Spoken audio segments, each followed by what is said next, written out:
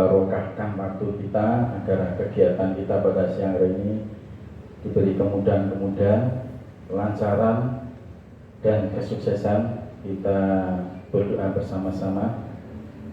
Doa akan saya bawakan dengan tata cara agama Islam untuk Bapak Ibu guru yang beragama lain bisa menyesuaikan.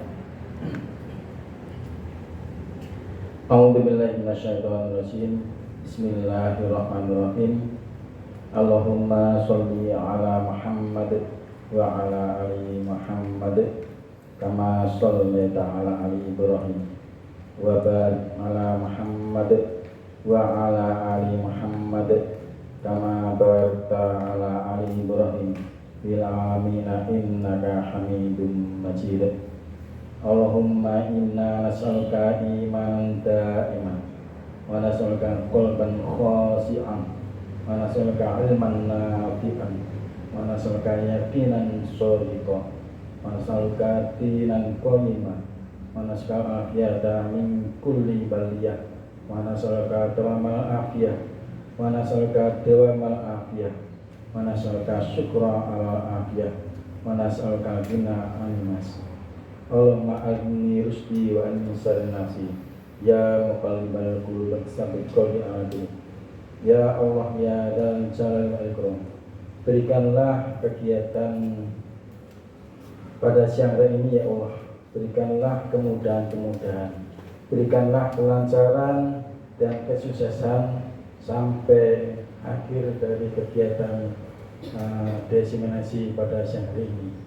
Allahumma rabbana atina fid dunya hasanah wa fil akhirati hasanah wa qina adzabannar. Allahumma sholli ala Muhammad wa ala ali Muhammad walhamdulillahi rabbil alamin. Demikian Bapak Ibu yang dapat saya sampaikan. Akhir kalian ada. Wassalamualaikum warahmatullahi wabarakatuh. Yang terhormat Kepala SD Negeri Wonosaren, yang kami hormati Bapak Ibu Guru SD Negeri Wonosaren, terima kasih atas waktunya yang tentunya telah menyempatkan diri untuk bisa menghadiri acara pada siang sore hari ini, yaitu diseminasi. Untuk memasuki acara yang kedua, sambutan dari Kepala Sekolah yang terhormat Ibu SM Ningrum SPD, waktu dipersilakan.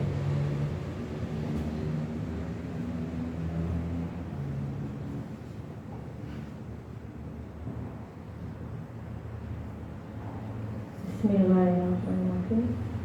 Assalamualaikum warahmatullahi wabarakatuh. Selamat siang Bapak Ibu.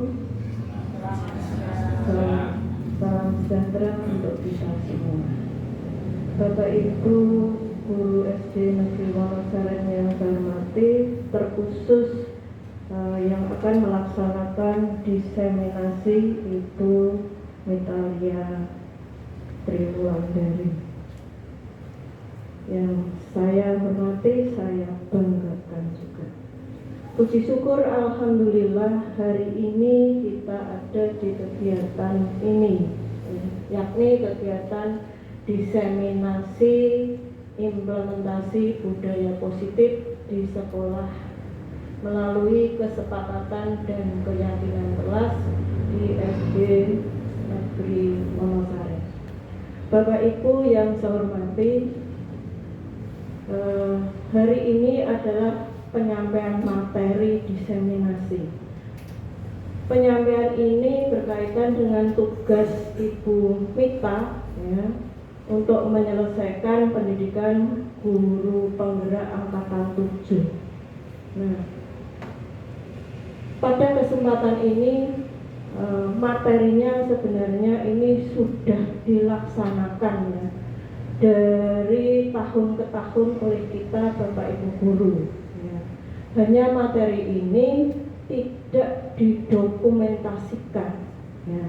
Sehingga pada kesempatan kali ini adalah saat yang terbaik kita memulai untuk bisa mendokumentasikan semua kegiatan, terlebih kegiatan yang terkait dengan budaya positif yang ada di sekolah. Khususnya di sini adalah kesepakatan dan keyakinan kelas. Awal tahun ajaran baru setiap kelas yakin sudah melaksanakan ini, yakni ada kegiatan kontrak, kontrak belajar. Itu sebagai bagian dari kesepakatan dan keyakinan yang dilaksanakan oleh Bapak Ibu guru di kelasnya masing-masing. Hari ini menguatkan bahwa disiplin ini sudah ada, kemudian dipertegas, ditambah, dibuktikan, sehingga mohon untuk Bapak Ibu guru, terutama guru kelas dan guru mapel juga, karena ini di semester 2 kita laksanakan juga sesuai nanti sajian dari pemateri, sehingga penjenengan juga sebagai pelaksana yang bisa dilihat, didokumenkan, kemudian disebar luaskan bahwa kita memiliki budaya ini. Nah, itu pengantar saya, bahwa itu semoga dengan kegiatan ini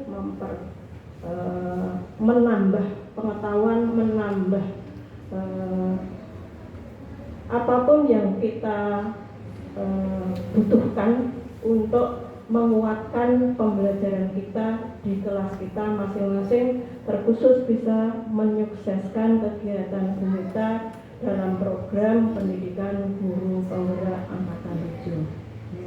Semoga terlaksana dengan baik. Itu saja, kurang lebihnya mohon maaf. Bila taufiq wal hidayah. Assalamualaikum warahmatullahi wabarakatuh.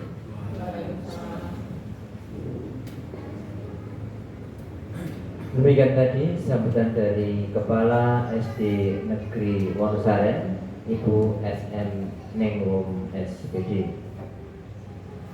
Memasuki acara yang selanjutnya, acara ketiga, yaitu acara inti, sajian materi oleh Ibu Tri Mitalia SPD.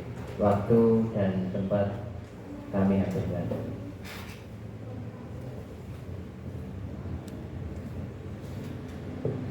Terima kasih atas waktu yang diberikan kepada saya. Bapak Ibu guru, sebelumnya saya ucapkan terima kasih telah menyempatkan waktunya untuk datang mengikuti acara diseminasi pada sore hari ini. Diseminasi saya berjudul Implementasi Budaya Positif di Sekolah melalui Kesepakatan dan Keyakinan Kelas di SDN Wonosaren. Sebelum masuk ke materi, ini saya ngetes konsentrasi Bapak Ibu dulu.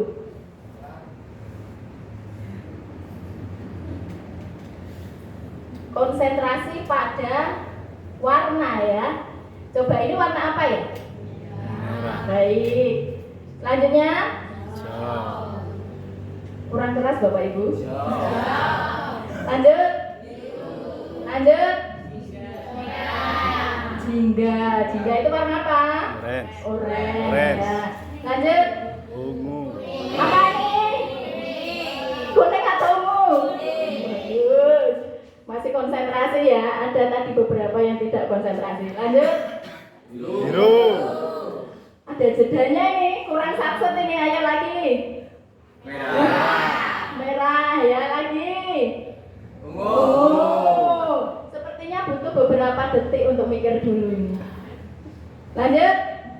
Hijau. Hitam. Nah, terima kasih. Berarti masih konsentrasi semua ya. Lanjut kita masuk ke materi.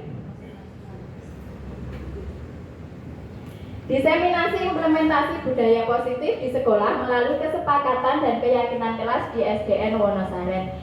Diseminasi ini untuk memenuhi tugas saya dalam pendidikan guru penggerak angkatan ke-7 tahun 2022 dan sekarang dilaksanakan berlanjut di 2023. Budaya positif itu apa toh?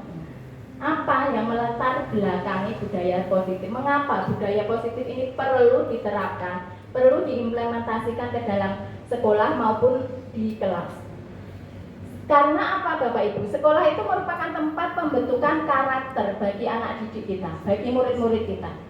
Di sekolah ini tidak hanya diajarkan pengetahuan, tetapi juga diajarkan bagaimana anak-anak berperilaku positif, bagaimana anak-anak berperilaku sesuai dengan keinginan masyarakat, sesuai dengan peraturan yang ada di masyarakat, di sekolah, dan juga dalam berbangsa dan bernegara. Budaya positif perlu diterapkan agar proses pembelajaran berlangsung aman dan nyaman.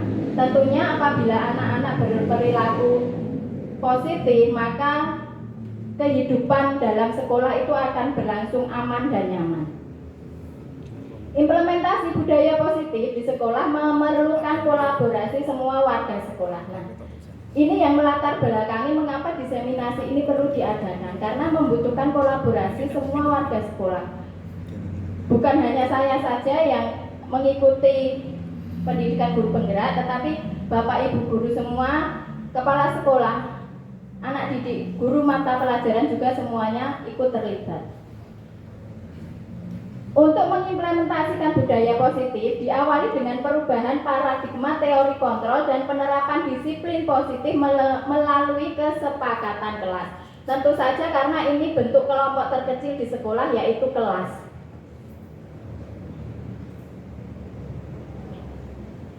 Selanjutnya, budaya positif adalah nilai-nilai, keyakinan-keyakinan dan kebiasaan-kebiasaan di sekolah yang berpihak pada murid. Sekali lagi, berpihak pada murid, agar murid dapat berkembang menjadi pribadi yang kritis, penuh hormat dan bertanggung jawab. Jadi ini dibuat dari siswa untuk siswa. Dan kita sebagai guru, sebagai fasilitator dan sebagai pemimpin pembelajaran memfasilitasi anak-anak untuk membentuk kesepakatan kelas, ya.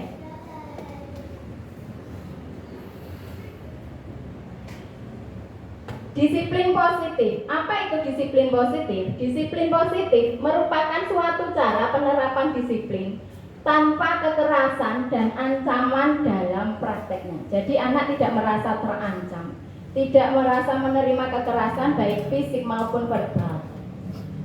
Dalam penerapan disiplin positif ini, murid diajarkan untuk memahami konsekuensi dari perilaku mereka. Mereka diajari bertanggung jawab atas apa yang mereka perbuat.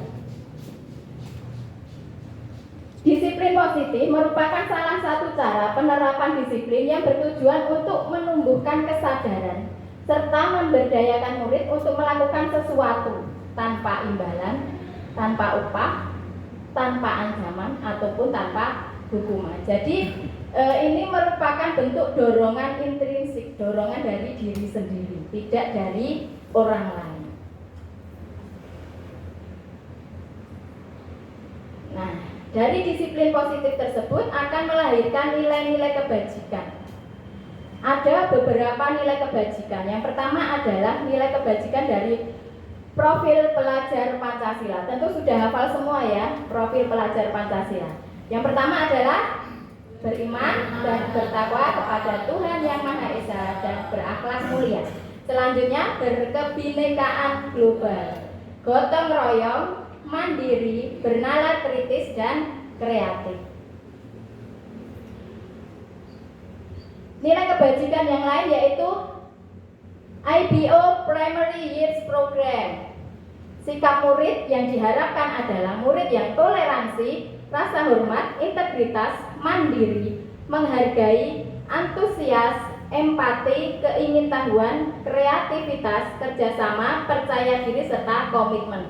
Sedangkan nilai kebajikan yang ketiga adalah 9 pilar karakter, yaitu cinta Tuhan dan segenap ciptaannya, kemandiran dan tanggung jawab, kejujuran atau amanah dan diplomatis, hormat dan santun, dermawan, suka menolong dan gotong royong, percaya diri, kreatif dan pekerja keras, kepemimpinan dan keadilan, baik dan rendah hati, toleransi, kedamaian dan kesatuan.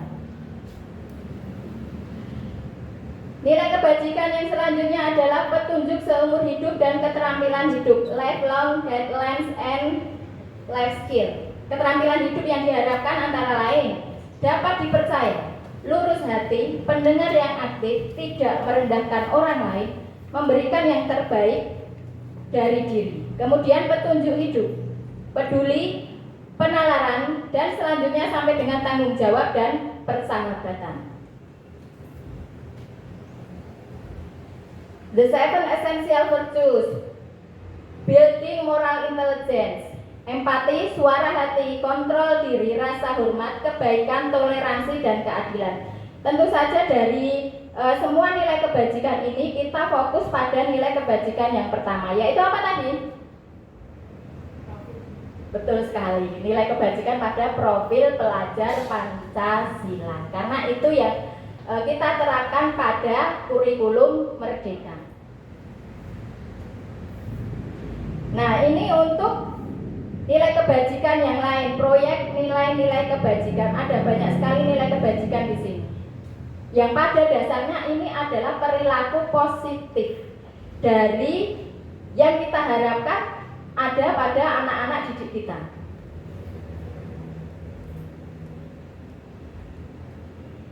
Nah, manusia dalam berperilaku itu pasti didasari oleh motivasi.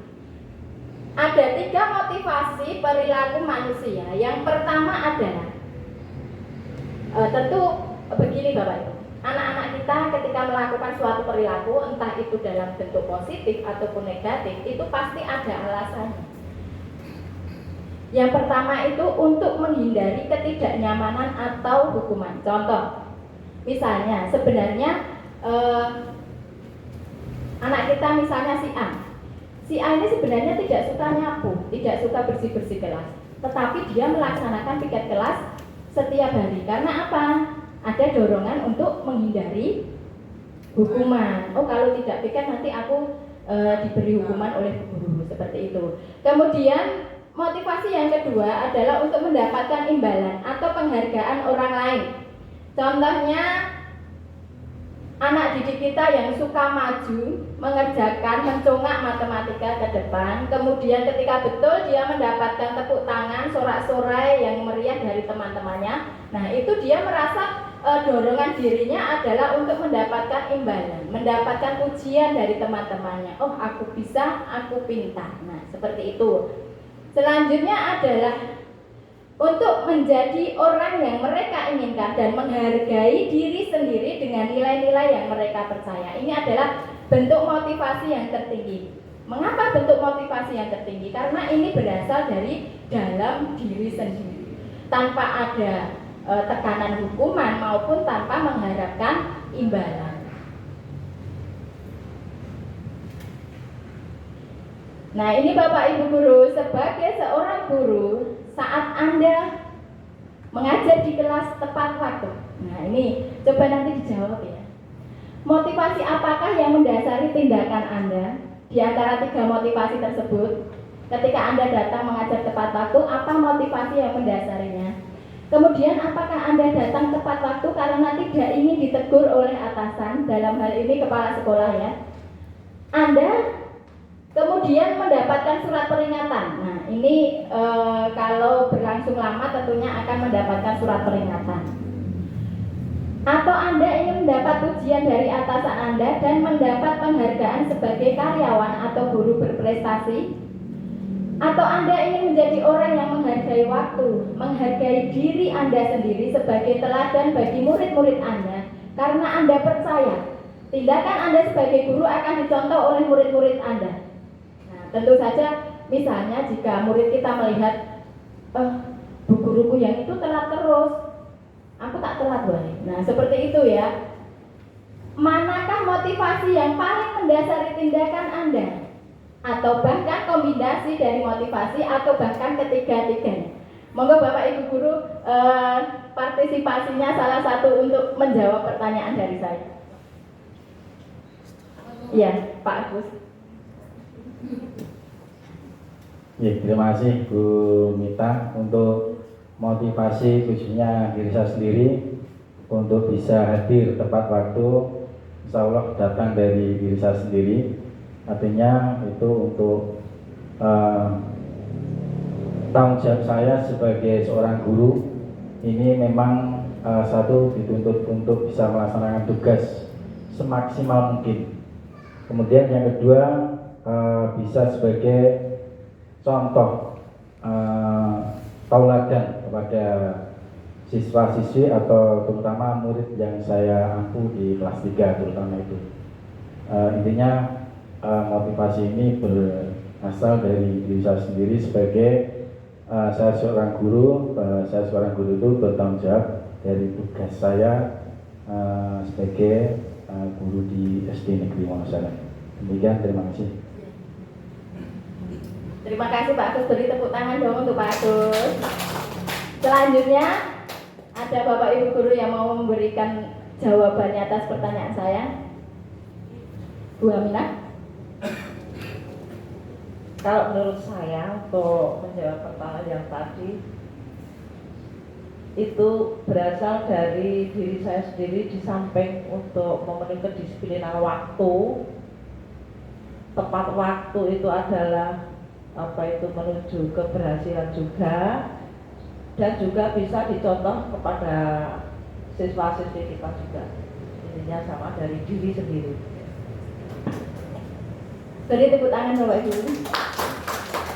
Artinya bahwa sebagian besar dari kita itu dorongan atau motivasi tersebut itu berasal dari diri sendiri, karena kita ingin menjadi teladan yang baik bagi anak didik kita. Tentu saja karena kita adalah seorang guru. Seperti kata pepatah, guru kencing berdiri, murid kencing berlari. Nah, jika gurunya atau kita sering terlambat, maka jangan salahkan siswa kita kalau siswa kita juga ikut terlambat. Maka dari itu kita perlu memberikan teladan. Kita datang lebih awal, kita datang tepat waktu agar anak didik kita juga menjadi anak yang tepat waktu.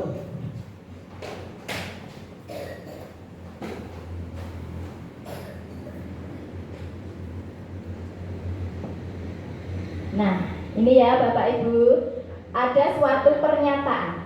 Bila di sekolah Anda tidak ada peraturan yang mengharuskan guru datang tepat waktu, dan juga tidak ada surat teguran dari kepala sekolah bagi guru yang datang terlambat, dan tidak ada atasan yang memujinya. Jadi tidak ada peraturan harus datang tepat waktu, tidak ada teguran, dan tidak ada pujian. Apakah Anda akan datang tepat waktu untuk mengajar murid-murid Anda? Jelaskan alasan Anda. Monggo Bapak Ibu guru, ada yang mau memberikan pendapatnya? Oh ya, Bu Eni.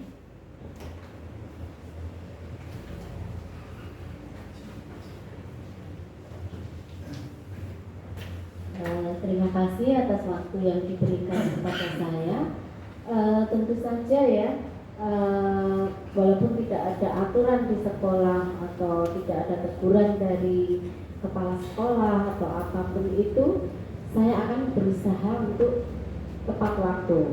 Insya Allah akan berusaha tepat waktu, karena menurut saya teladan yang baik dari guru akan dicontoh oleh anak-anak. Apabila kita datang terlambat misalnya seperti itu, pasti anak-anak juga ini ya akan mencontoh perbuatan kita. Jadi dari hati nurani saya sendiri, saya pribadi akan tetap datang tepat waktu. Terima kasih Bu Mita. Terima kasih Bu Eni, beri tepuk tangan untuk Bu Eni. Walaupun tidak ada peraturan, tidak ada teguran, tidak ada imbalan, akan datang tepat waktu karena tanggung jawabnya sebagai guru yaitu memberi teladan bagi anak didiknya. Selanjutnya, menurut Anda dari ketiga jenis motivasi tadi, motivasi manakah yang saat ini paling banyak mendasari perilaku murid-murid Anda di sekolah? Jelaskan. Kita melihat kehidupan sehari-hari anak-anak kita di sekolah. Menurut Bapak Ibu, dari ketiga jenis motivasi itu paling banyak dari anak-anak kita, mayoritas itu motivasi yang mana yang mendasari perilaku mereka? Saya tampilkan sekali lagi. Nah, ada yang ingin memberikan pendapat? Oke, Pak Wi, monggo Pak Wi, ke depan Pak Wi.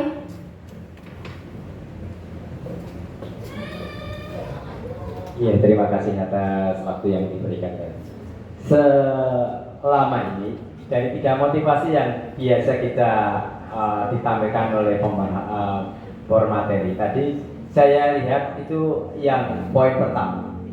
Karena apa? Anak kalau ada guru, ada yang mengawasi, biasanya dia akan melakukan sesuatu yang sesuai aturan, atau mungkin ada sesuatu yang tidak nyaman di dirinya. Begitu tidak ada yang mengontrol, tidak ada yang memberikan pengawasan, biasanya kewajiban-kewajiban atau hal-hal yang ingin dari apa murid itu biasanya akan ditinggalkan. Mungkin itu yang dari pengamatan saya. Kurang lebihnya seperti demikian. Terima kasih. Terima kasih Pak Wi. Adakah Bapak Ibu guru yang merasa jawabannya sama dengan Pak Wi? Berarti ini adalah mayoritas anak-anak kita, bahwa mereka itu dalam berperilaku motivasinya untuk menghindari ketidaknyamanan atau hukuman. Nah, itu mayoritas, bukan berarti semua, mayoritas.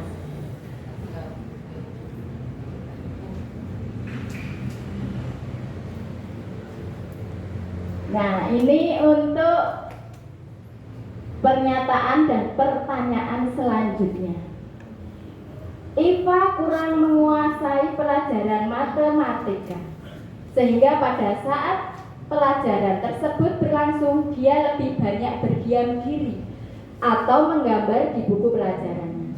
Pada saat guru matematikanya, Pak Seno, menanyakan pertanyaan, Iva menjadi gugup, tentu saja karena tadi tidak memperhatikan ya, dan tak sengaja menjatuhkan tasnya dari kursi, serta tiba-tiba menjadi gagap pada saat berupaya menjawab. Seluruh kelas pun tertawa melihat perilaku Iva yang bicaranya tergagap dan terkejut tersebut.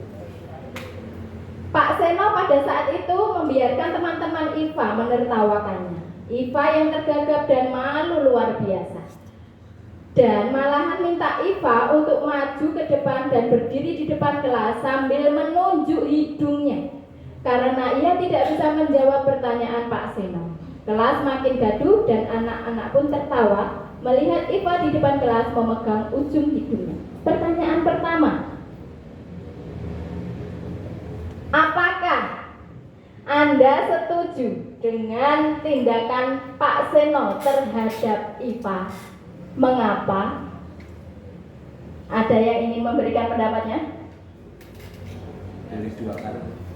Boleh 2 kali Pak Wi. Boleh, semoga. Terima kasih Bapak Wiono telah aktif berpartisipasi. Untuk reward. Terima kasih. Ini kebetulan ya tertarik saja dengan apa pernyataan yang ada di depannya. Kalau saya dari pertanyaan pertama, apakah Anda setuju dengan tindakan Pak Seno? Tentu saja saya pribadi tidak setuju. Ya, mengapanya? Ini mungkin berbeda-beda ya. Karena kita sebenarnya mendidik itu tidak semua anak pada saat pelajaran itu suka, dan itu tidak bisa kita paksakan anak yang tidak bisa pun harus pada saat itu bisa menjawab dan seterusnya sesuai ekspektasi guru. Jadi kita memberi toleransi dan jangan sampai kita membawa ini menjatuhkan moral anak di depan teman-temannya. Itu sangat tidak memberikan dukungan kepada psikologis anak untuk berkembang, untuk menjawab selanjutnya, dan mesti banyak hal yang bisa lakukan juga. Mungkin itu pendapat saya. Terima kasih. Terima kasih. Terima kasih Pak Wi. Nah, dari Pak Wi tidak setuju atau tidak berkenan dengan tindakan Pak Seno kepada Iva. Ada pendapat yang lain?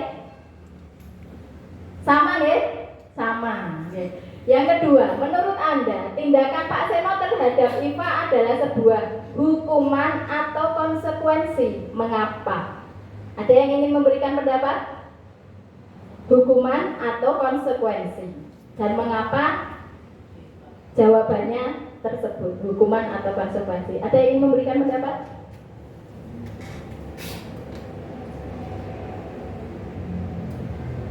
Maria, terima kasih Bu Maria. Terima kasih untuk waktunya. Kalau menurut saya tindakan Pak Seno terhadap Bapak itu merupakan suatu hukuman karena Iva tidak bisa menjawab pertanyaan yang diberikan oleh Pak Seno sehingga akhirnya dia dihukum. Mungkin yang lain bisa menambahi. Ada yang ingin menambahi pendapat dari Bu Maria? Saya. Oh iya, Pak Doni, monggo Pak Doni. Saya setuju dengan pendapat Bu Maria, itu merupakan hukuman. Karena apa? Ini Pak Seno kurang menghargai potensi dari anak. Karena setiap manusia itu pasti punya potensi masing-masing. Mungkin kebetulan IPA ini tidak berpotensi terhadap mata pelajaran matematika. Mungkin IPA ini berpotensi sebagai seorang anak yang potensi dalam bidang seni, terutama seni lukis. Terima kasih.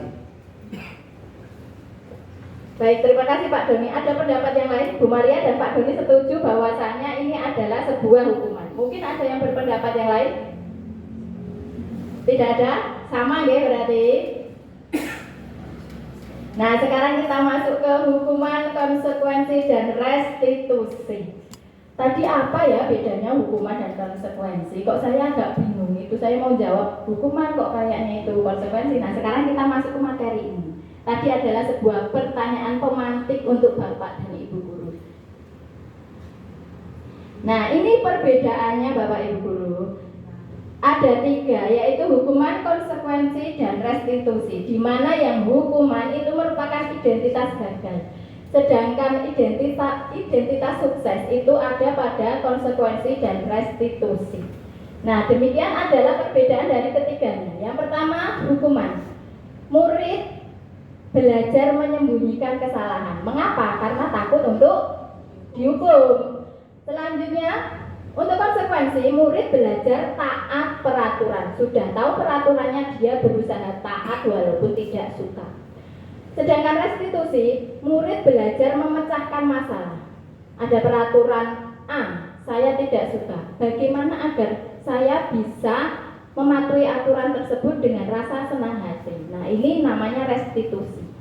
Selanjutnya mencoba. Hukuman itu mencoba mengontrol anak dengan penguatan negatif. Penguatan negatif itu contohnya jika tidak dilakukan maka akan mendapatkan hukuman baik verbal maupun fisik. Konsekuensi mencoba mengontrol anak dengan penguatan yang positif. Sedangkan restitusi anak paham dan pegang kendali atas dirinya sendiri. Hukuman memiliki dampak pada murid yaitu marah, merasa bersalah, rendah diri, dan mengasingkan diri, dan bahkan bisa menjadi suatu dendam. Itu untuk hukuman. Sedangkan konsekuensi, anak kehilangan hak, waktu jeda seorang diri, dan penahanan. Pada restitusi, anak tidak kehilangan waktu namun bersemangat untuk mempelajari, untuk memperbaiki diri. Kenapa? Karena pada restitusi ini apa yang muncul dalam pemecahan masalah itu berasal dari anak tersebut sendiri. Hukuman itu sifatnya tiba-tiba, tidak diharapkan dan sangat melukai. Contohnya tadi, Iva tidak memperhatikan, tiba-tiba disuruh maju, tidak bisa dan ditunjuk-tunjuk, itu namanya hukuman. Sedangkan konsekuensi itu sudah diketahui sebelumnya dan masuk akal. Misalnya ada peraturan sekolah ketika hari Senin harus memakai topi untuk upacara, dia tidak memakai topi harus sudah siap dengan konsekuensinya. Selanjutnya restitusi berupa undangan untuk mengadakan restitusi. Nah, ketika anak melakukan pelanggaran, anak itu kita undang. Undangan bukan berarti undangan secara resmi ya. Kita panggil untuk melakukan restitusi. Nanti akan kita bahas pada akhir acara. Hukuman itu dibuat oleh guru, konsekuensi dibuat oleh guru dan murid. Sedangkan restitusi dibuat oleh murid itu sendiri. Guru hanya sebagai fasilitator. Hukuman itu menyakitkan. Guru menjalani konsekuensi dengan menyalahkan, mengkritik, menyindir, merendahkan. Konsekuensi itu membantu. Guru menyatakan peraturan, melakukan peringatan, dan menerapkan konsekuensi. Pada intinya ini adalah taat peraturan. Sedangkan restitusi itu guru menguatkan. Guru menyebutkan keyakinan kelas, membimbing kerangka acuan berpikir restitusi murid.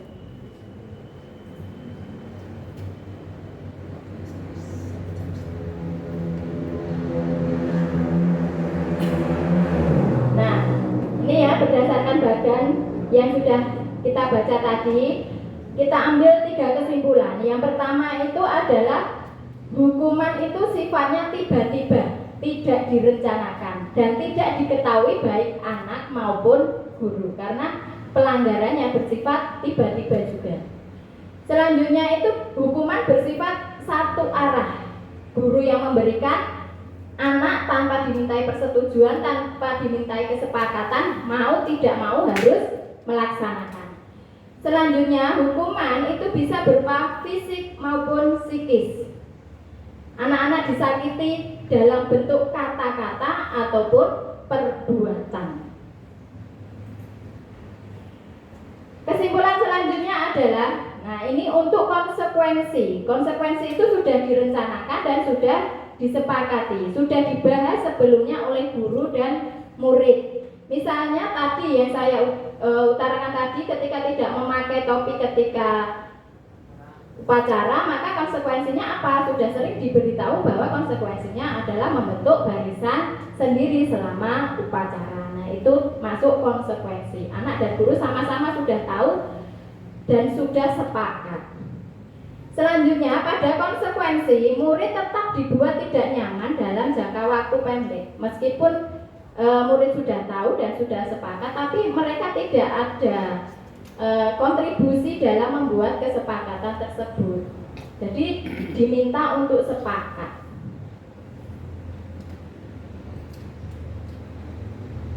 Nah, sekarang kita ke kesimpulan restitusi. Restitusi adalah proses menciptakan kondisi bagi murid untuk memperbaiki kesalahan mereka, sehingga mereka bisa kembali kepada kelompok mereka dengan karakter yang lebih kuat. Karakter yang lebih kuat ini maksudnya bagaimana? Dengan perbuatan atau perilaku yang lebih baik dari sebelumnya. Lanjut, restitusi juga merupakan proses kolaboratif yang merupakan atau yang mengajarkan untuk mencari solusi atas masalah anak-anak dan membantu murid berpikir tentang orang seperti apa yang mereka inginkan dan bagaimana mereka harus memperlakukan orang lain. Nah, ini bisa diambil kesimpulan bahwa restitusi itu menumbuhkan motivasi intrinsik pada diri anak agar berperilaku lebih baik lagi. Nah, sekarang kuis nggih. Nanti ngatur saja ya, tunjuk tangannya.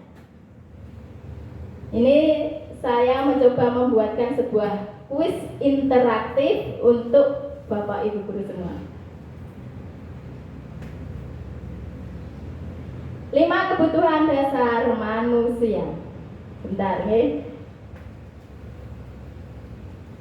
Nah, ketika anak-anak melakukan pelanggaran dan ketika mereka berperilaku baik positif maupun negatif, sebenarnya anak-anak tersebut sedang berusaha untuk memenuhi kebutuhannya.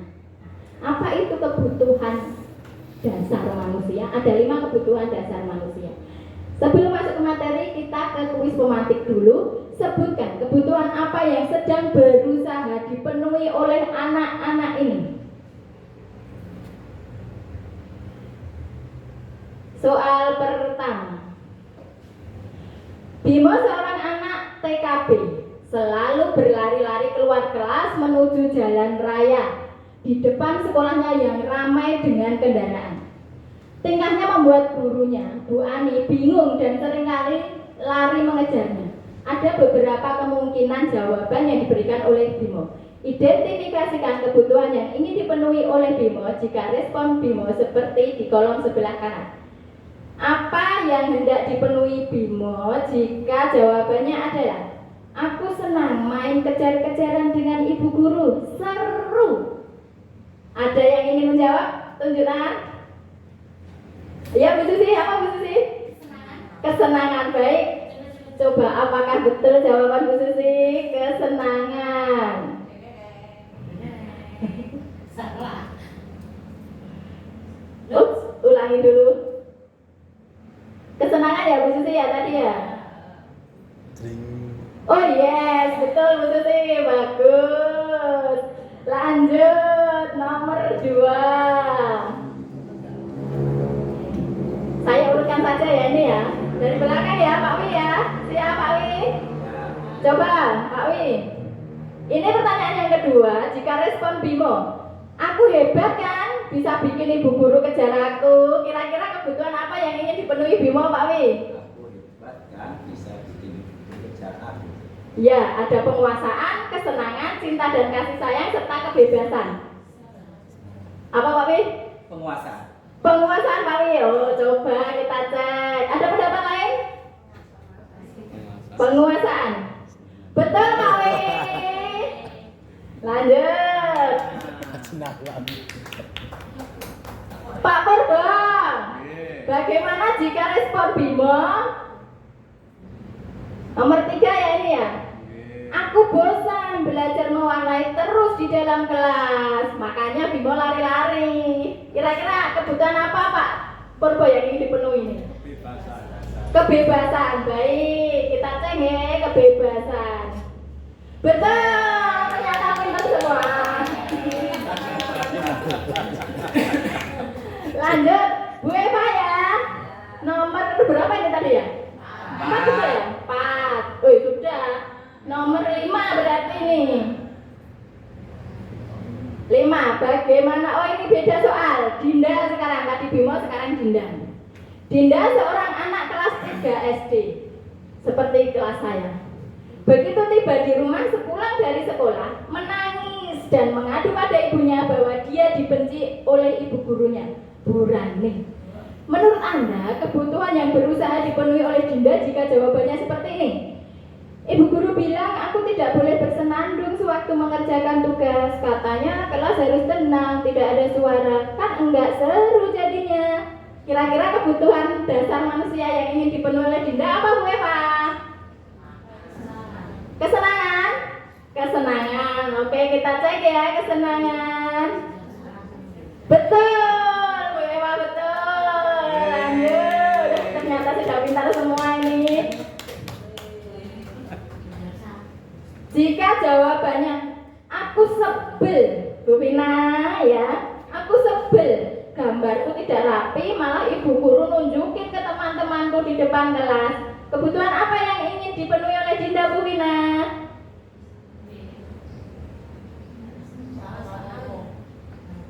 Ada cinta dan kasih sayang, kebebasan, penguasaan, kesenangan. Penguasaan, oke, penguasaan. Kita cek ya penguasaan. Oh yes, betul sekali penguasaan. Betul kabeh jamane.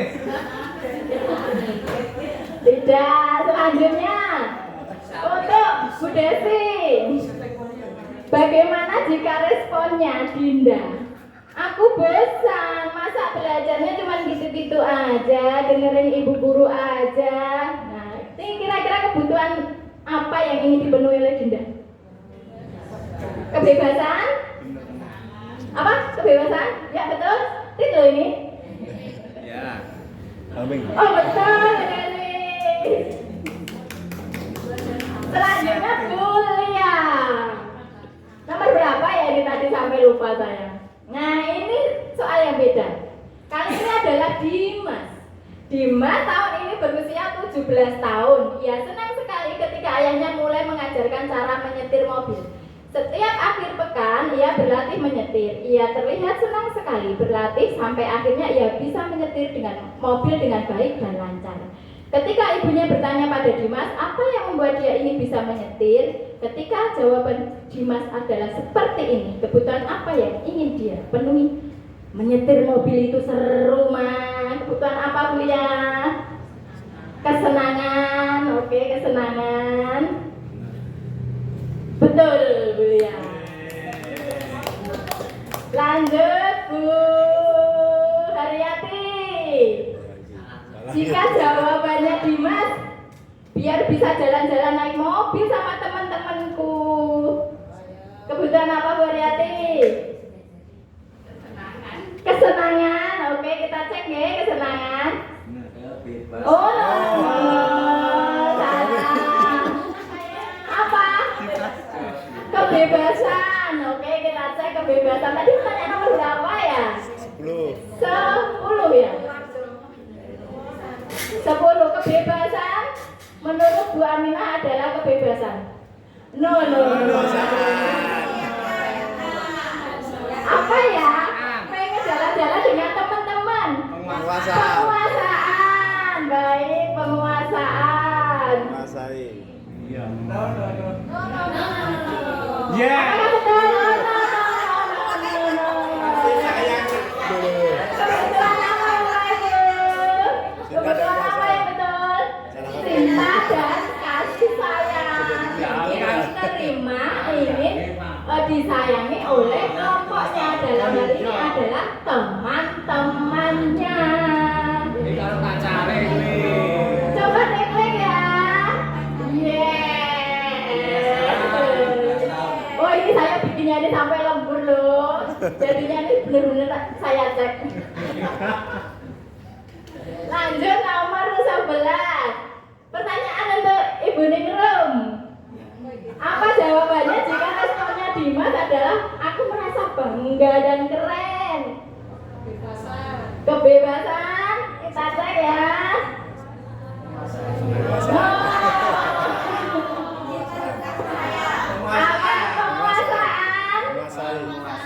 penguasaan?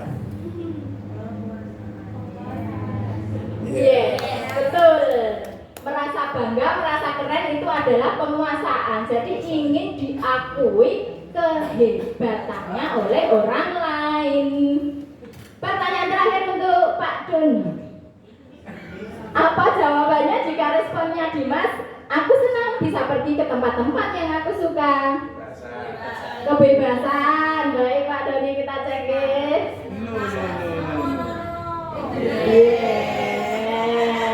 Bebas mau pergi kemanapun ya dia suka, yang dia inginkan. Terima kasih ya, kuisnya asik sekali.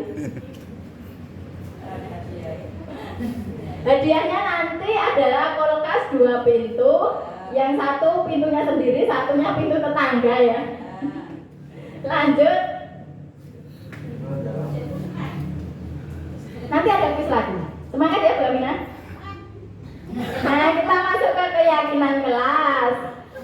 Untuk menumbuhkan motivasi intrinsik dari siswa, ini keyakinan kelas perlu kita buat sebagai guru untuk mendasari perilaku anak-anak itu berdasarkan keinginan mereka sendiri, berdasarkan kesadaran mereka sendiri. Ini tidak hanya dalam lingkup kita sekolah dasar, tidak hanya guru kelas saja, tetapi guru mata pelajaran pun bisa membuat keyakinan kelas dan berlaku ketika mata pelajaran tersebut sedang berlangsung. Nah, keyakinan kelas adalah sesuatu yang diyakini bersama, yang berasal dari penyatuan pikiran untuk menjadi nilai-nilai kebaikan untuk diturunkan di kelas-kelas. Jadi penyatuan pikiran artinya ide-ide tersebut berasal dari seluruh siswa yang terlibat. Nah, pembentukan keyakinan kelas ini nanti saya minta kerjasama dari Bapak Ibu guru semua untuk membentuk keyakinan kelas pada kelas masing-masing dengan cara nanti akan saya sampaikan. Berikut ini saya sampaikan dulu mengenai sifat-sifat keyakinan kelas itu sendiri. Yang pertama bersifat abstrak, artinya tidak bisa dilihat, tidak bisa diukur. Kemudian keyakinan kelas berupa pernyataan-pernyataan universal. Universal artinya apa? Umum. Yang kedua, pernyataan keyakinan kelas senantiasa dibentuk dalam bentuk positif. Artinya begini. Misalnya Bapak Ibu ingin muridnya tidak berlari-lari di dalam kelas, tidak lari-lari. Atau mungkin Pak Doni ingin muridnya tidak bermain bola di kelas. Bukan berarti membuat keyakinan kelasnya seperti ini, tidak boleh main bola di dalam kelas. Tapi usahakan dibuat dalam bentuk positif. Misalnya, iya kalimat positif, bermain bola di halaman atau di lapangan. Nah, seperti itu. Selanjutnya, keyakinan kelas hendaknya tidak terlalu banyak sehingga mudah diingat. Tentu saja ini dengan kata-kata sederhana yang mudah diingat oleh siswa kita, terutama siswa sekolah dasar. Lanjut, keyakinan kelas sebaiknya sesuatu yang diterapkan di lingkungan tersebut. Jelas ya. Semua warga kelas hendaknya ikut berkontribusi dalam pembuatan keyakinan kelas lewat kegiatan curah pendapat. Nah, lanjut, bersedia meninjau kembali keyakinan kelas dari waktu ke waktu. Artinya begini, misalnya kita membuat, ini pada awal semester, kita membuat keyakinan kelas, sebulan kemudian kita tinjau lagi. Keyakinan kelas yang sudah kita buat itu apakah cocok dan efektif untuk anak didik kita atau tidak. Nah, ini bentuklah keyakinan kelas. Yang pertama, langkah pertama nanti Bapak Ibu saya minta tolong. Yang pertama, mengajak siswa menyampaikan ide tentang kelas impian. Seperti yang sudah saya laksanakan pada presentasi sebelah paling barat itu kelas impianku. Saya menggunakan media post-it jadi anak-anak saya minta untuk menuliskan kelas impiannya itu seperti apa. Bisa dibacakan beberapa Pak Doni?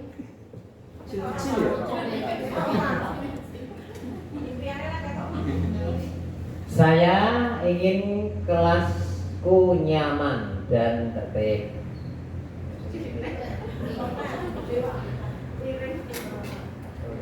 Bahwa aku ingin semua orang melaksanakan peraturan tidak boleh berlari-lari. 2. Aku ingin semua orang tidak boleh menyurek meja dan kursi. Nah, ini sampel saja enggak semuanya.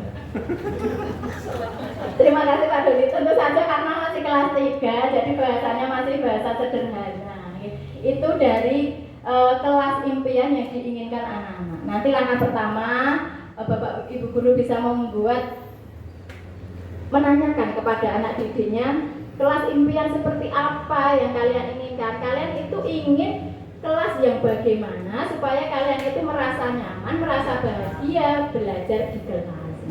Selanjutnya adalah mengambil kesimpulan dan ide-ide murid, menyesuaikan ide-ide tersebut menjadi kesepakatan kelas. Nah, ini pada presentasi yang tengah itu adalah dari kelas impian anak-anak, mereka membuat kesepakatan kelas.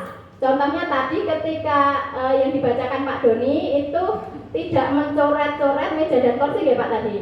Nah, itu kesepakatan kelasnya apa? Mereka membuat menjaga kebersihan meja dan kursi seperti itu. Menyesuaikan ide-ide tersebut menjadi kesepakatan kelas. Nah, dari kesepakatan kelas yang ditulis oleh anak dengan bahasa anak yang sederhana itu, saya sebagai pemimpin pembelajaran, saya memfasilitasi anak untuk menyesuaikan ide-ide tersebut menjadi sebuah kontrak kesepakatan kelas 3. Saya rangkum menjadi satu. Ide-ide yang sama saya jadikan satu. Tertentulah 14 kontrak kesepakatan dari kelas 3. Langkah terakhir adalah guru bersama murid menandatangani kontrak kesepakatan. Nah, itu adalah paling bawah, kolom putih itu adalah tanda tangan dari 21 siswa saya yang mana mereka sudah membaca. Mereka membuat sendiri, mereka menyepakati sendiri, kemudian mereka menandatangani sendiri dan sanggup untuk melaksanakan.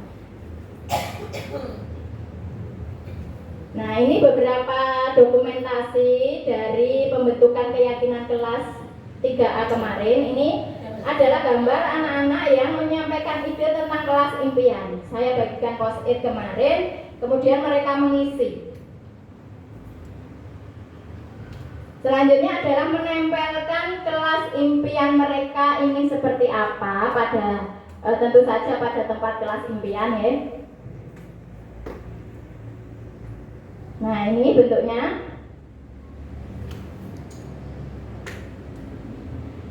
Nah, dari kelas impian yang dituliskan oleh anak-anak saya, di antaranya ada seperti ini sudah saya perbaiki bahasanya ya untuk ditampilkan kepada Bapak Ibu guru semua. Yang pertama, mereka ingin kelas yang nyaman dan tertib. Mereka ingin semua orang mengerjakan tugas. Kan ada yang seperti ini. Bu, aku PR mengerjakan terus, si A itu loh nggak pernah mengerjakan PR, tugas nggak pernah numpuk. Nah, ada anak yang ingin semua orang mengerjakan tugas. Semua orang melaksanakan piket. Semua orang menjaga kebersihan, menjaga kerukunan. Tidak ada yang membawa mainan. Semua orang mengerjakan tugas dengan sungguh-sungguh, mematuhi aturan, menghormati guru, memperhatikan pelajaran. Ini karena ada yang merasa terganggu apabila ada temannya yang sedang rame, dia sedang fokus gatek, ada anak lain yang sedang rame.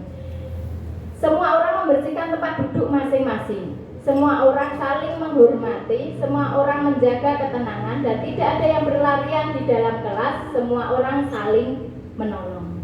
Ini dari apa yang dituliskan oleh anak-anak saya. Selanjutnya membuat kesepakatan kelas. Kesepakatan kelas ini berasal dari kelas impian. Misalnya jika saya tidak ingin ada teman saya yang membawa mainan ke kelas, berarti kesepakatan kelasnya bagaimana? Ke kelas hanya membawa peralatan sekolah. Nah, tidak dalam bentuk negatif, tidak dalam bentuk kata yang negatif, jadi dalam bentuk kata yang positif. Nah, ini kesepakatan kelas yang sudah ditempel. Berbicara dengan sopan, membawa peralatan sekolah yang diperlukan, berjalan dengan tenang di dalam kelas. Ini kaitannya dengan yang tidak boleh lari-larian tadi di dalam kelas. Saling memaafkan apabila membuat kesalahan, melaksanakan peraturan kelas, menjaga kebersihan meja dan kursi, mengerjakan PR dengan sungguh-sungguh, saling menghormati, semua siswa menghormati guru, menjaga kebersihan kelas, saling membantu, menjaga ketenangan kelas, memperhatikan ketika guru menjelaskan pelajaran dan melaksanakan piket sesuai dengan jadwal. Nah, ini keyakinan kelas dari yang sudah diringkas dari kesepakatan kelas tersebut.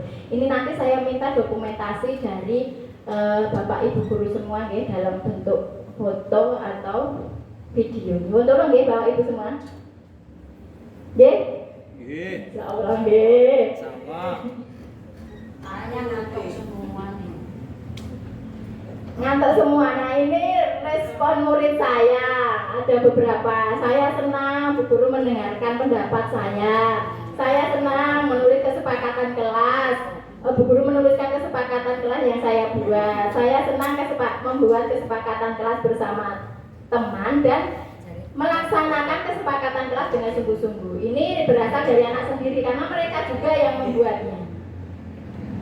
Nah, refleksi dari apa yang sudah saya laksanakan, saya akan menyediakan waktu lebih banyak untuk membuat kesepakatan kelas.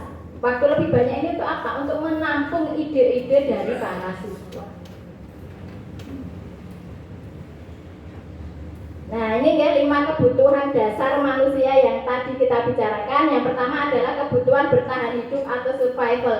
Ini ada kaitannya dengan makanan, pangan, papan, sandang, dan juga kesehatan. Ini untuk bertahan hidup. Kemudian kasih sayang dan rasa diterima oleh kelompoknya. Kalau di sekolah berarti rasa kasih sayang dan diterima oleh siapa? Teman-temannya dan juga guru. Penguasaan atau power atau kekuatan, kebebasan freedom, dan kesenangan atau fun. Nah, ini 5 kebutuhan dasar manusia. Nah, lanjut ada pertanyaan pemantik. Bu Ambar, guru wali kelas 2A di SD Pelita, sedang bingung menghadapi ulah salah satu murid di kelasnya Doni. Oh, kebetulan ya Pak Doni, bukan maksud saya. Beberapa anak di kelas 2A telah datang padanya dan mengeluarkan Doni yang seringkali meminta bekal makan siang mereka dengan paksa. Jadi bu guru kelas 2A itu pusing dengan Doni. Doni itu suka minta bekal temannya, dia nggak bawa. Nah itu.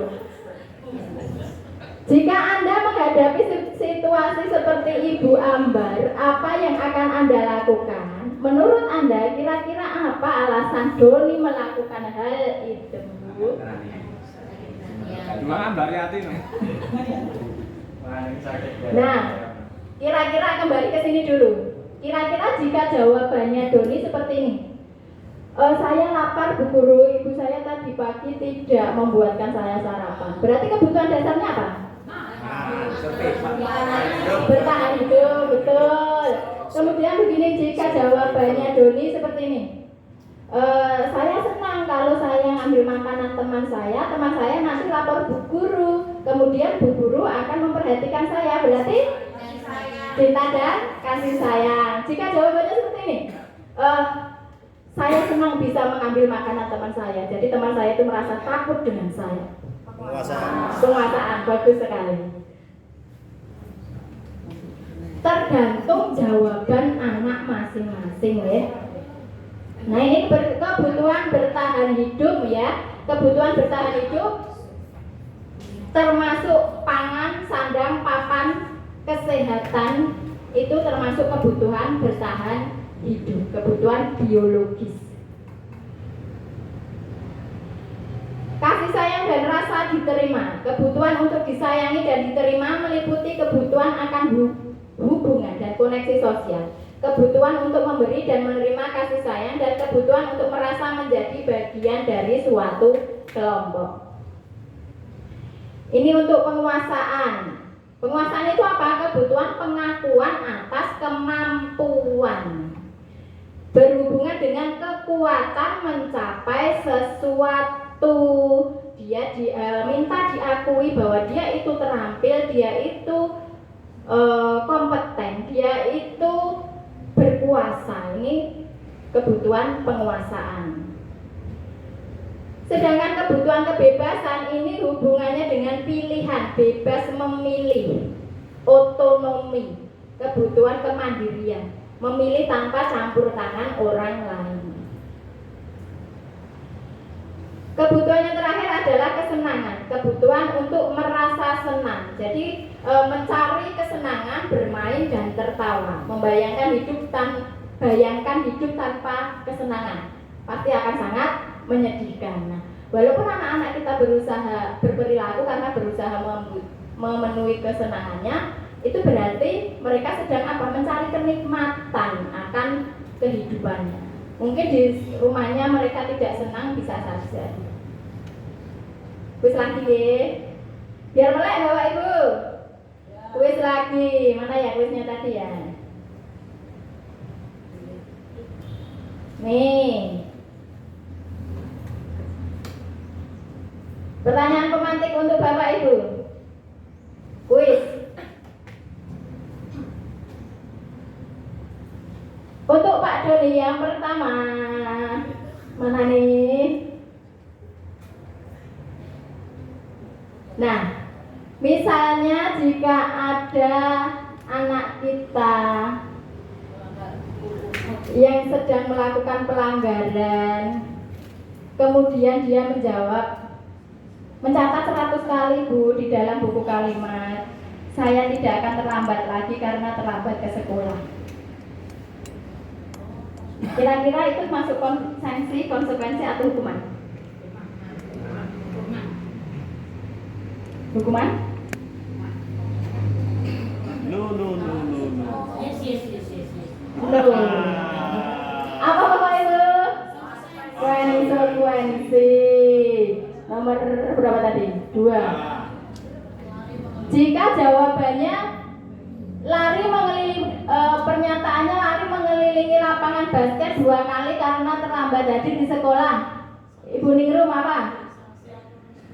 Ya, sanksi atau konsekuensi? No, hukum.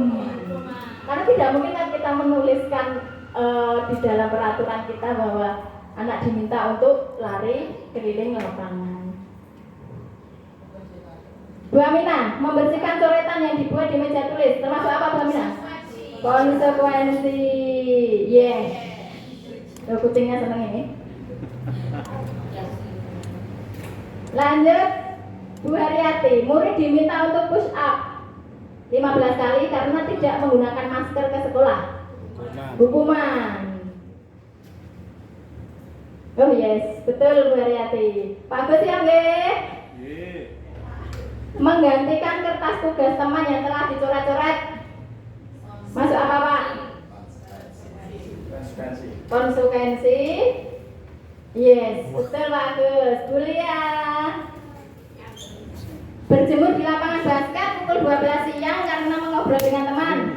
Hukuman, coba nggih. Yes. Nomor berapa ini? 7 ya? Bu Eni, murid diminta bertelanjang kaki sepanjang hari karena tidak menggunakan sepatu warna hitam sesuai peraturan sekolah. Hukuman. Yes. Betul Bu Eni. Bu Desi, berdiri di depan kelas sambil mengangkat kaki satu karena tidak bisa menjawab pertanyaan. Hukuman. Betul. Lanjut Bu Maria. Oh sudah. Membersihkan tumpahan air di meja tulis karena tersenggol pada saat belajar. Apa Bu Maria? Konsekuensi. Betul sekali. Nomor 10. Bu Susi, kehilangan 10 menit jam istirahat untuk mengerjakan tugas karena terlambat datang dan tertinggal pelajaran selama 10 menit. Konsekuensi. Betul. Bu Wina, duduk di bangku di pinggir lapangan pada jam istirahat tidak diizinkan bermain oleh guru piket karena mencederai teman saat bermain di lapangan. Apa? Hukuman? No. Konsekuensi. Konsekuensi. Lanjut 12. Bu Eva, terlambat hadir di pembelajaran daring 15 menit dan diminta untuk tinggal 15 menit sesudah kelas usai untuk membahas ketertinggalan pelajaran. Konsekuensi. Betul. Bu Akira, tadi belum kebagian kuis ya Bu Akira ya. Bu Akira 2. Lari mengelilingi lapangan basket 2 kali karena terlambat 10 menit untuk pelajaran PJOK. Konsekuensi. Baca ya. Yes, PJOK boleh lari-lari. Lagi Bu Akira. Membersihkan WC sekolah karena mematahkan pensil kawannya. Apa ya Bu Akira ya? Apa Bu? Membersihkan WC sekolah karena mematahkan pensil kawannya. Konsekuensinya. Konsekuensi tanda. No. Hukuman ya Bu Akira ya. Yes. Hukuman yes. Abu-abu itu Bu, antara hukuman sama konsekuensi. Ya iya, saling mematahkan Penjelasan itu. Iya. Menjawab berat soal karena tadi tidak ada hukuman konsekuensi. Boleh kali ya. Hukuman apa konsekuensi ini? Sekarang pertanyaan untuk Pak Purgo. Alah. Iksan kelas 10A SMA karakter Mulia. Ia anak yang pendiam dan pemalu. Selama jam istirahat, ia lebih banyak membaca buku di perpustakaan dan berdiam diri di kelas. Intinya Iksan ini adalah anak yang pendiam, kutu buku. Nah, suatu saat ada adik temannya, anak kelas 10B yang sudah didaftarkan mengikuti lomba debat mewakili sekolah, sakit demam berdarah dan dirawat di rumah sakit sehingga tidak bisa menghadiri acara technical meeting lomba debat di hari itu. Kepala sekolah bertanya pada guru-guru siapa yang sebaiknya menggantikan adik, dan mereka sepakat bahwa Ihsan itu kinerjanya bagus, pelajaran bahasa Inggrisnya bagus, dan pengetahuannya luas. Ihsan akhirnya menghadiri technical meeting hari itu. Setelah itu ia berlatih debat bersama anggota tim debat, Sinta dan Indra, di bawah bimbingan Pak Frans, guru pelatih debat. Mereka mewakili sekolah dan tim debat SMA Karakter Mulia menjadi juara umum. Sejak saat itu Ihsan berubah menjadi anak yang lebih percaya diri, tidak pemalu, dan pendiam lagi. Semua murid dan guru mengenalnya sebagai Ihsan si juara kompetensi debat. Pada jam istirahat, ia banyak menghabiskan waktu bersama teman-temannya. Ia juga semakin rajin berlatih debat dan mengikuti berbagai lomba debat. Ia menjadi ketua klub debat di sekolahnya. Ia giat mempromosikan klub debat agar anggotanya bertambah, dan ia juga bersemangat melatih junior di klub kelas debat. Kira-kira kebutuhan dasar mana yang terpenuhi pada Ihsan sehingga membuatnya berubah dari yang tadinya kutu buku, pendiam, menjadi anak yang aktif? Penguasaan. Bagaimana Bapak Ibu? Ya, betul. Penguasaan artinya apa? Bahwa setelah Ihsan ini diakui oleh guru dan teman-temannya sebagai si juara debat, ia menjadi lebih percaya diri dan lebih menggali potensi pada dirinya.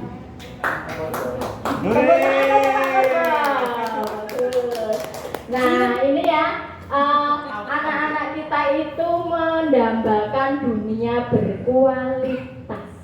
berkualitas.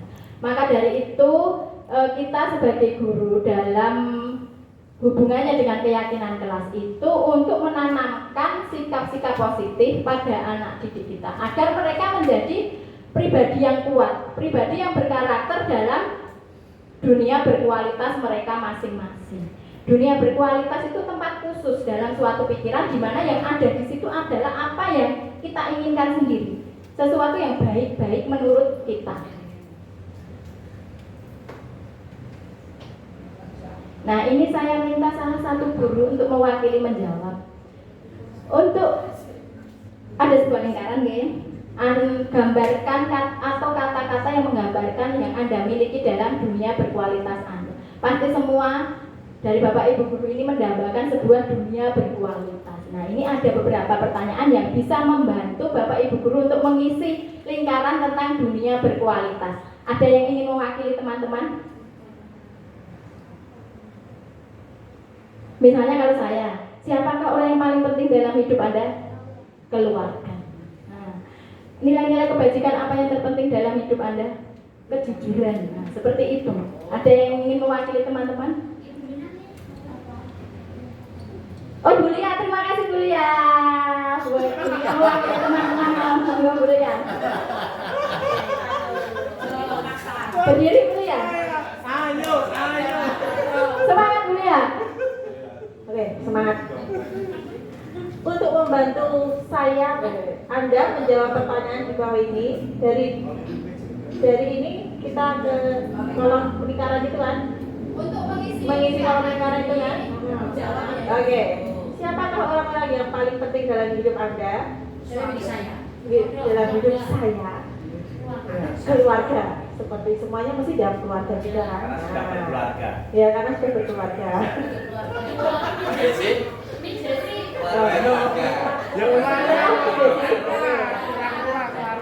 Nilai kebajikan apa yang terpenting dalam hidup Anda? Dari sekian banyak nilai kebajikan yang saya sampaikan tadi, apa yang menurut Anda terpenting? Apa ya? Kejujuran tentunya. Oh, sama. Oh, kita sama. Oke, kalau Anda menjadi orang yang ideal, karakter atau sifat apa yang Anda paling inginkan pada diri Anda? Ideal menurut Anda, sifatnya Sifatnya ramah, baik, super, seperti itulah. berarti Bu Lia berharap dia menjadi orang yang ramah, super, orang yang baik, Iya. orang yang suka mentraktir teman. Oh, iya, kalau ada rezeki boleh-boleh saja. Oke, apa pencapaian Anda yang Anda sangat banggakan? Ya, saat ini menjadi seorang guru. Ini yang dicita-citakan orang tua saya. Kayaknya seperti itu ya. Dan saya memenuhi cita-cita orang saya karena saya disekolahkan jadi guru juga. Apa pekerjaan ideal bagi anak? Ya, saat ini jadi guru. Oke, sudah merasa cocok sekali ya. Ceritakan bagian perjalanan hidup Anda di mana Anda merasa itulah titik puncak hidup Anda. Paling seneng, paling merasa bahagia ketika apa?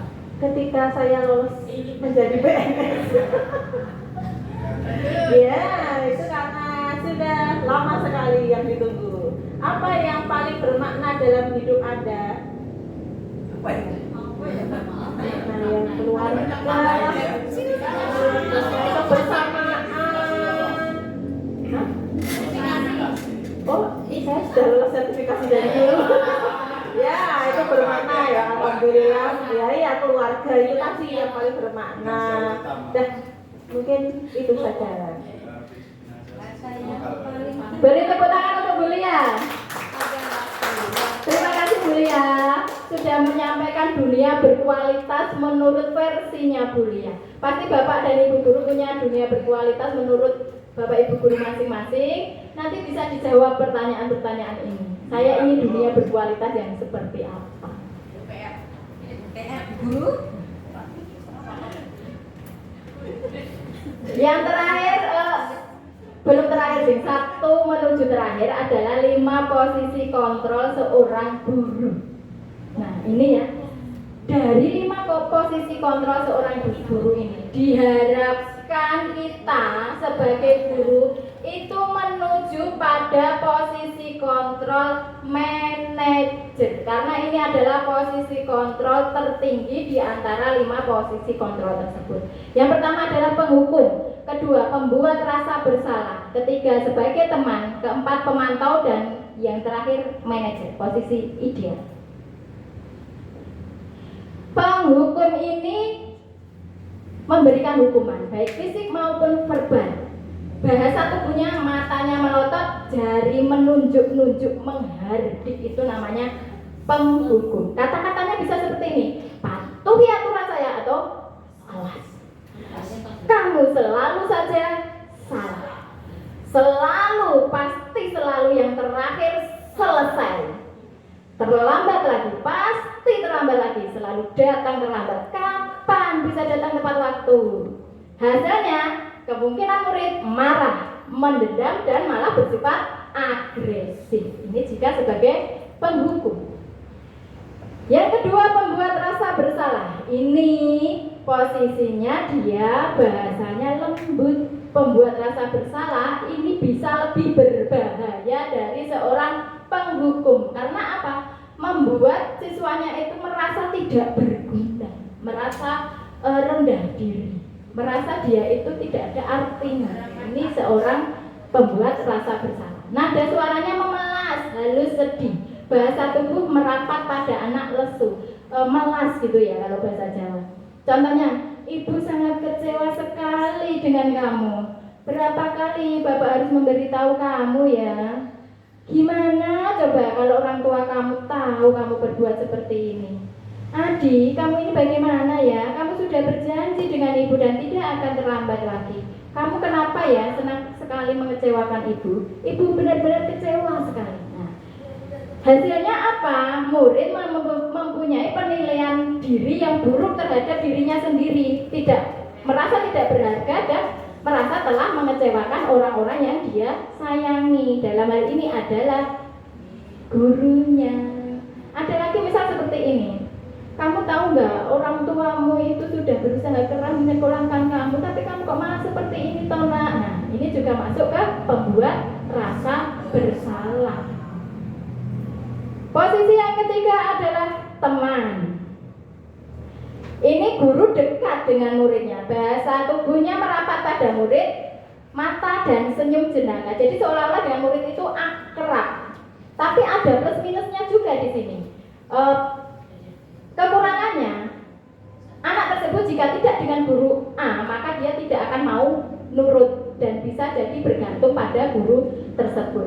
Bahasanya bisa seperti ini: ayolah nak, bantu demi bapak ya. Ayo, ingat tidak, bapak sudah bantu kamu selama ini.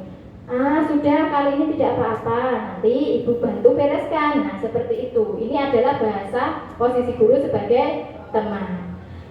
Hasilnya murid merasa senang dan akrab dengan guru, termasuk dampak yang positif. Hanya saja sisi negatif, murid merasa tergantung kepada guru. Yang keempat adalah posisi pemantau. Posisi pemantau ini guru mengacu pada peraturan yang ada di sekolah. Nada suaranya datar dengan bahasa tubuh yang formal. Contohnya seperti ini. Peraturannya apa? Apa yang telah kamu lakukan? Sanksi atau konsekuensinya apa? Nah, ada contoh pembicaraannya. Adi, tahukah kamu jam berapa kita mulai? Tahu, Pak. Kamu terlambat 15 menit. Apa kamu sudah mengerti konsekuensi yang kamu lakukan jika terlambat? Paham, Pak. Saya harus tinggal kelas pada jam istirahat nanti dan mengerjakan ketertinggalan saya. Ya, benar. Nanti pada saat jam istirahat kamu harus tinggal di kelas dan menyelesaikan tugas yang tertinggal tadi. Hasilnya bagaimana, Bapak Ibu? Nah, ini murid memahami konsekuensi dia sudah melakukan pelanggaran. Guru tidak menunjukkan emosi yang berlebihan, tidak marah-marah, dan tidak membuat anak merasa bersalah. Tetapi ada yang kekurangannya apa? Yaitu murid dibuat tidak nyaman, karena mau tidak mau harus patuh, dan kemudian juga guru harus memantau muridnya. Yang terakhir, posisi tertinggi ini yang diharapkan ideal ada pada Bapak Ibu guru semua, yaitu posisi manajer. Dalam hal ini bukan manajer keuangan atau yang seperti itu ya, tapi manajer pendidikan. Posisi guru berbuat sesuatu bersama murid, termasuk membuat apa tadi? Keyakinan kelas. Membuat bersama murid dan mempersilahkan murid mempertanggungjawabkan perilakunya. Mempersilahkan murid menemukan solusi atas permasalahannya sendiri. Nada suaranya tulus, bahasa tubuh tidak kaku dan mendekat ke murid. Contohnya, Adi, apakah kamu mengetahui jam berapa sekolah dimulai? Tahu, Pak, jam 7. Jadi kamu terlambat. Kira-kira bagaimana kamu akan memperbaiki masalah ini? Nah, jadi yang cara memperbaikinya tercetus oleh guru atau oleh anak? Oleh anak, ya. Saya bisa menanyakan teman saya, Pak, untuk mengejar tugas yang tertinggal. Baik, itu bisa dilakukan. Apakah besok akan ada masalah untuk kamu agar bisa hadir tepat waktu ke sekolah? Tidak, Pak. Nah, ini murid ada keinginan untuk tidak terlambat lagi. Bukan gurunya yang maksa, tapi anaknya sendiri yang punya motivasi intrinsik untuk tidak terlambat lagi. Baik, saya hargai usahamu untuk memperbaiki diri. Nah, pada posisi manajer ini hasilnya guru itu menjadi harus yang tulus ya, mendekati anak dengan tulus, dan anak itu sebenarnya tahu kok kalau ada suatu masalah dan perlu terjadi sesuatu. Artinya aku sudah berbuat salah, aku harus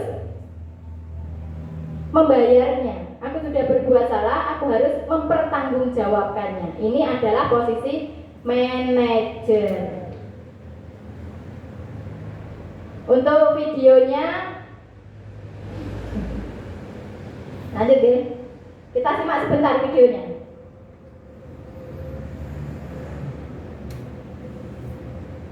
Halo, loading ini. 5 posisi kontrol. Oh, tidak ada. Speakernya belum disambung ya. Nah, ini kita langsung ke kuis saja Bapak Ibu. Next kuis. Kuis yang terakhir.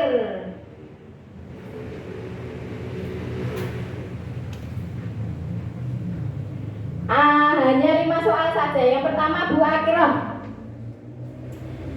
Posisi kontrol apa jika kita sebagai seorang guru mengucapkan seperti ini ketika ada anak yang melanggar peraturan? Saya kecewa sekali dengan kamu.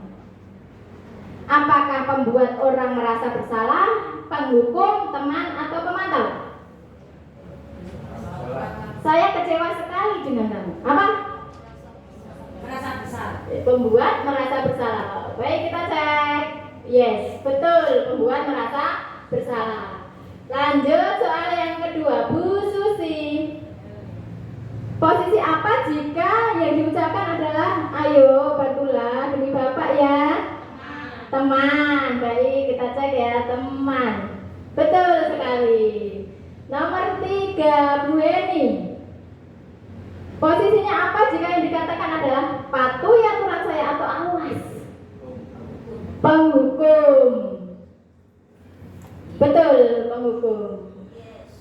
Soal yang keempat, Pak Agus, kamu terlambat 15 menit. Apakah kamu sudah mengerti konsekuensi yang harus dilakukan bila terlambat? Apa Pak Agus? Posisi kontrolnya? Apa Pak? Pemantau. Betul sekali. Pertanyaan terakhir untuk Pak Doni. Baik, saya hargai usahamu untuk memperbaiki diri. Apa Pak Doni? Saya tidak ngajari. Apa Pak Doni? Manajer, kita cek ya manajer. Yes, betul Pak Doni, bagus sekali. Terima kasih untuk kuisnya. Yang terakhir ini ya, terakhir ini adalah segitiga restitusi. Nah, ini segitiga restitusi. Masuk ke materi. Ini bentuknya segitiga restitusi seperti ini. Yang pertama itu adalah sisi satu, menstabilkan identitas. Ketika ada murid yang melakukan kesalahan, yang pertama kita lakukan adalah menstabilkan identitas. Mengajukan pertanyaan bisa dengan 5 pertanyaan di bawah ini. 1. Membuat kesalahan sesuatu yang wajar. Nah, manusia tidak ada yang sempurna. Kita bisa memperbaiki masalah ini. Jadi kita tidak langsung menunjukkan kamu itu salah, kamu itu melakukan pelanggaran, tidak. Kemudian kita bisa memperbaiki masalah ini dan saya tidak menanyakan kesalahannya, tetapi fokus memperbaiki masalah ini. Apakah saat ini kamu tengah menjadi orang yang baik untuk dirimu sendiri? Lanjut. Sisi yang kedua, validasi tindakan yang salah. Pertanyaan yang diajukan adalah, kamu bisa saja bertindak lebih gegabah dari ini. Kamu bisa melakukan tanpa suatu alasan tertentu. Kamu bukan melakukannya tanpa suatu alasan. Kamu melakukannya karena mempertahankan sesuatu yang penting bagi kamu. Mungkin kamu bisa mempelajari suatu perilaku baru yang lebih efektif. Bersediakah kamu mempelajarinya?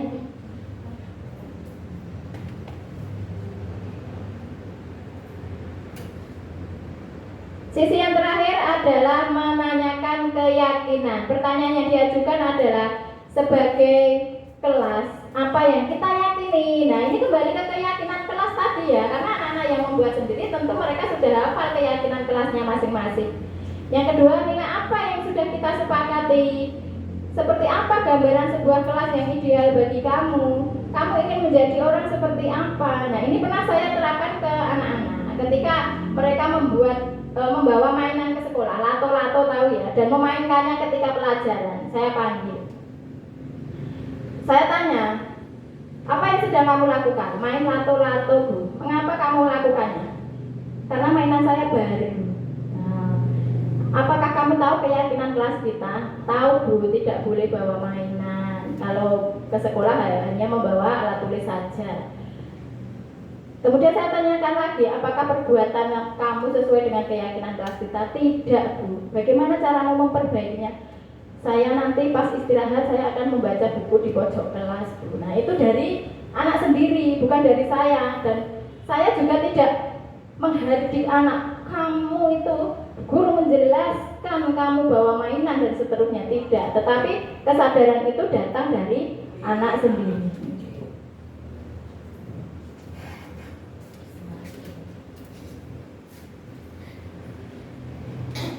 Nah, dari segitiga restitusi diharapkan murid itu menjadi lebih kuat secara pribadi. Jadi kembali ke kelompoknya dengan karakter yang lebih kuat. Membuka wawasan murid agar dapat menyelesaikan permasalahannya sendiri dan murid menjadi semakin percaya diri, mandiri dan merdeka. Nah, ini contoh percakapan yang sudah saya bagikan ke Bapak Ibu guru, di mana ada seorang guru yang mempraktekkan segitiga restitusi untuk mengatasi masalah dengan anak didiknya. Bisa Bapak Ibu guru baca, Bapak Ibu guru resapi nanti berdasarkan percakapan tersebut. Sudah dibaca, terima kasih.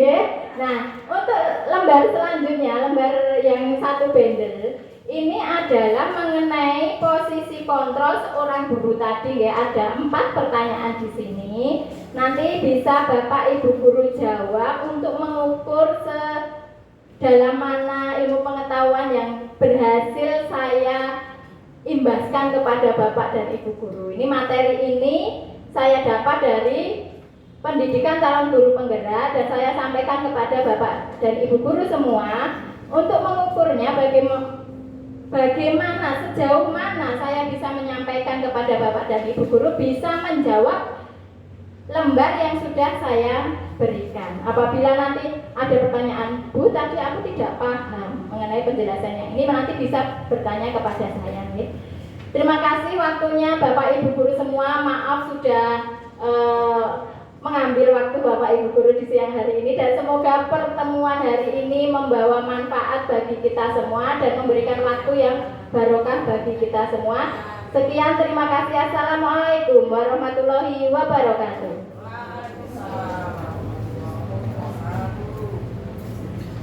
Demikian tadi sajian materi dari Ibu Mita. Setelah sajian materi dari Ibu Mita, Bapak dan Ibu semua bisa mempersiapkan pertanyaan-pertanyaan yang mungkin akan ditanyakan kepada pemateri, yaitu Ibu Mita. Nah, ini mohon langsung dipimpin oleh Ibu Mita sendiri. Waktu dan tempat saya bertanya. Monggo pertanyaannya Bu Aminah. Terima kasih waktunya. Tadi Bu Mita sudah memaparkan materi yang cukup panjang, tapi ada satu yang saya belum bisa menjawabnya untuk menyelesaikan masalah di kelas saya. Begini, tadi untuk yang di kelas 3, oke lah, bisa menuliskan kelas impian, bisa menuliskan kesepakatan kelas.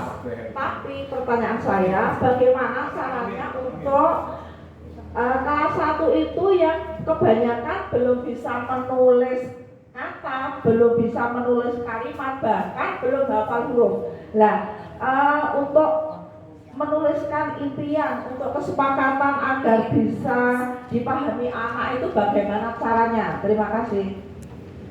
Terima kasih Bu Aminah atas pertanyaannya. Bagaimana anak kelas 1 bisa menyampaikan kelas impian dan kesepakatan kelas yang mereka inginkan, sedangkan mereka ada yang baru saja belum kenal atau membacanya belum lancar, apalagi menulis. Nah, ini peran kita guru sebagai fasilitator memfasilitasi anak. Bagaimana caranya? Dengan wawancara. Kita bertanya kepada anak secara lisan dan mereka menjawabnya juga secara lisan. Lalu kita tampung ide-ide anak itu, kita tuangkan dalam bentuk tulis. Jadi bisa dimasukkan ke dalam kelas impian dan kesepakatan kelas untuk dijadikan keyakinan kelas. Nanti masuk ke kontrak kesepakatan kelas. Begitu ya Bu Aminah? Yeah. Ada pertanyaan lain? Oh ya Bu Eni.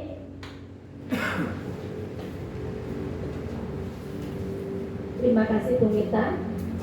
Saya ingin menanyakan seperti materi yang sudah dipaparkan Bu Mita tadi, sebagai seorang guru untuk memperbaiki kesalahan-kesalahan murid kita, apakah harus ini ya melalui 3 tahapan restitusi? Terima kasih Bu Eni atas pertanyaannya. Apakah perlu melewati 3 tahapan segitiga restitusi ketika menghadapi semua masalah anak? Jawabannya adalah tergantung pada ringan dan beratnya masalah. Nah, bisa saja ketika masalahnya ringan, bisa saja hanya sampai seperti ini. Kita tanyakan, apa keyakinan kelas kita? Nah, nanti siswa akan menjawab sendiri ketika dia sudah membuat kesepakatan kesepakatan kelas. Apa keyakinan kelas kita? Anak akan menjawab sendiri. Dan nanti cara untuk memperbaiki dirinya sudah secara otomatis akan muncul sendiri. Anak akan membuat sendiri bagaimana cara untuk memperbaiki diri. Tergantung ringan atau tidaknya masalah gitu ini. Ada pertanyaan lain? Oh iya Bu Maria. Terima kasih waktunya Bu Mita. Terima kasih juga materinya yang membuka wawasan untuk saya secara pribadi dan mungkin juga untuk teman-teman semua. Pertanyaan yang kami sampaikan adalah tadi diajari bagaimana membuat keyakinan positif di dalam kelas. Salah satunya kan anak-anak menuliskan kelas impian maupun kesepakatan di dalam kelas. Bagaimana solusinya jika ketika kita meminta anak itu membuat atau menulis kesepakatan kelas tetapi kesepakatan itu belum sesuai dengan lingkungan yang ada di sekolah. Solusinya bagaimana? Terima kasih. Nah ini, terima kasih Bu Maria pertanyaannya. Jadi ini ya, ada beberapa anak-anak kita yang spesial dalam artian mungkin terlalu kreatif sehingga membuat kesepakatan kelas yang keluar dari konteks sekolah. Misalnya seperti Raya, seperti itu ya Pak Wi ya. Nah ini peran kita sebagai pemimpin pembelajaran. Jangan lupa ketika anak membuat kesepakatan kelas, pemimpinnya adalah kita, guru, sebagai pemimpin pembelajaran. Tugas kita menuntun anak membuat kelas impian dan kesepakatan kelas yang sesuai dengan koridor sekolah, koridor yang kita inginkan. Itu nggih Bu Maria nggih. Ada pertanyaan lain dari Bapak Ibu? Tadi saya mengingat sebentar tentang karakter guru tadi, ada yang pemarah, membuat salah tadi. 5 posisi kontrol. Ya, 5 posisi kontrol tadi saya maksud. Sampai manajerial. Saya hanya sedikit agak rancu di pemarah sama pembuat salah. Oh iya. Itu kan agak rancu juga. Yang apakah dampak yang ditimbulkan atau ke murid itu lebih signifikan mana, sebagai pemarah atau sebagai seorang pembuat salah? Karena kadang-kadang kita juga sering membuat anak merasa salah itu. Iya betul. Kita nggak marah benar ya, tapi karena posisi kita, nah itu kamu sudah tahu, saya ingatkan seperti itu. Nah, dari seorang kita juga memang menyalahkan tadi. Apa juga efeknya seperti kita sebagai guru pemarah yang harus menunjuk mata melotot dan Iya. Betul. Menurut begini, intinya pertanyaannya Pak Wi, bagaimana dampaknya ke anak begitu ya, antara pemarah dan pembuat rasa bersalah. Tadi saya sudah sampaikan ketika menjadi penghukum itu yang dihasilkan siswa yang bagaimana? Yang pendendam. Bisa jadi dendam dengan muridnya. Kalau anak yang sudah besar dimarahi dengan cara posisi kita sebagai penghukum, bisa jadi keluar sepeda kita udah gembos. Nah, mobil kita sudah baret. Nah, itu kalau kelas besar, karena mereka mempunyai dendam. Saya sudah ditunjuk-tunjuk, saya sudah dihardik, saya dipermalukan di depan teman-teman saya. Nah, itu hasil dari penghukum. Anak menjadi pendendam bisa, anak menjadi lebih pemarah dan bahkan bisa menjadi lebih agresif lagi, tambah nakal lagi. Sedangkan untuk pembuat rasa bersalah, ini bahkan bisa lebih berbahaya dari penghukum, karena yang diserang adalah mentalnya. Anak merasa tidak berguna, tidak berharga, merasa sudah mengecewakan orang lain, mengecewakan ibunya, mengecewakan gurunya. Karena kan bahasanya seperti ini tadi, kamu sudah mengecewakan bu guru, kamu mengecewakan ibu kepala sekolah. Dengan perbuatanmu kamu membuat ibumu sangat tersakiti. Nah seperti itu kan anak merasa sangat tidak berharga, sangat down ya mentalnya. Itu dampaknya nanti jangka panjang dan bahkan lebih berbahaya dari penghukum. Begitu nggih Pak Wi? Ada pertanyaan lain? Tidak ada? Terima kasih Bapak Ibu guru semua atas pertanyaannya. Saya kembalikan ke moderator.